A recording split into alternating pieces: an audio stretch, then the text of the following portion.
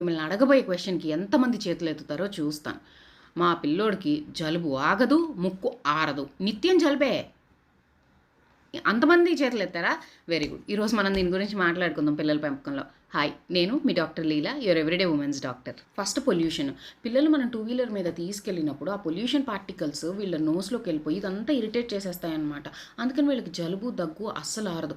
It is almost equal to ఎంత irritation ఉంటుందంటే smoking చేస్తున్నప్పుడు వీళ్ళు ఎక్స్పోజ్ అయితే ఎలా ఉంటుందో అలానే ఉంటుంది. పిల్లలు కంపల్సరీ N95 మాస్క్ పెట్టుకుని బయటికి తీసుకెళ్ళండి. 2, హైజీన్ హైపోథసిస్. ఈ నోరు తిరగని మాటకు అర్థం ఏంటి అంటే కొంచెం మట్టి మంచిదే అని చెప్పి. పిల్లల్ని ఇల్లు క్లీన్గా ఉన్నప్పుడు ఇంట్లో కూర్చుని ఆడుకోనివ్వండి, కింద కూర్చుని ఆడుకోనివ్వండి, కింద పడినవి తినివ్వండి. వాళ్ళ వస్తువుల్ని అయ్యో సర్జికల్ ఎక్విప్మెంట్స్ లాగా శానిటైజర్లతో రుద్దకండి. కొంచెం మట్టి మంచిదే. అయితే మీరు అలా చేయకపోవటం వల్ల, అంటే ఓవర్గా క్లీన్ చేయటం వల్ల ఏమవుతుందంటే ఇమ్యూనిటీ సిస్టమ్కి ఏది మంచి ఏది చెడు అన్న తేడా తెలియదు.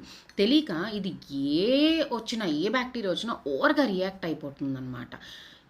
3, యాంటీబయాటిక్ ఓవర్ యూస్. దీని గురించి నేను ఆల్రెడీ డీటెయిల్డ్ వీడియో చేశాను, లింక్ డిస్క్రిప్షన్లో ఉంటుంది, ఒకసారి ఆ వీడియో చూడండి. 4, పూర్ న్యూట్రిషన్. సన్లైట్ తక్కువగా ఉండటం, ఎస్పెషలీ సిటీల్లో పెరిగే పిల్లలు బయట ఆడుకోకపోవడం వల్ల సన్లైట్ ఉండడం లేదు. పూర్ న్యూట్రిషన్ అంటే vitamin D deficiency, zinc deficiency, omega 3 deficiency, ఇవి కూడా కారణాలు. కాబట్టి పిల్లలకి మంచి ఫుడ్ ఇవ్వండి, సప్లిమెంట్స్ ఇవ్వండి, బయట ఆడుకోనివ్వండి, సన్లైట్ ఎక్స్పోజర్ ఉండేలాగా చూడండి. 5, స్లీప్ అండ్ స్ట్రెస్. ఏంటంటే ఈ పిల్లలు త్వరగా పడుకోవట్లేదు, లేట్ నైట్స్, మన షెడ్యూల్స్ చాలా బిజీగా ఉన్నాయి, పిల్లలకు కన్సిస్టెన్సీ ఉండట్లేదు, వీళ్ళు ఇష్టం వచ్చినట్టు స్క్రీన్ యూజ్ చేస్తున్నారు, ఓవర్ స్టిమ్యులేట్ అయిపోతున్నారు. అందుకని పిల్లల్ని బయట ఆడుకోనివ్వండి, త్వరగా పడుకునేలా చూడండి, అండ్ మంచి ఫుడ్ పెట్టండి ఆన్ టైం. ప్రతిదీ కన్సిస్టెంట్గా వాళ్ళకు షెడ్యూల్లో ఉండేలాగా చూడండి.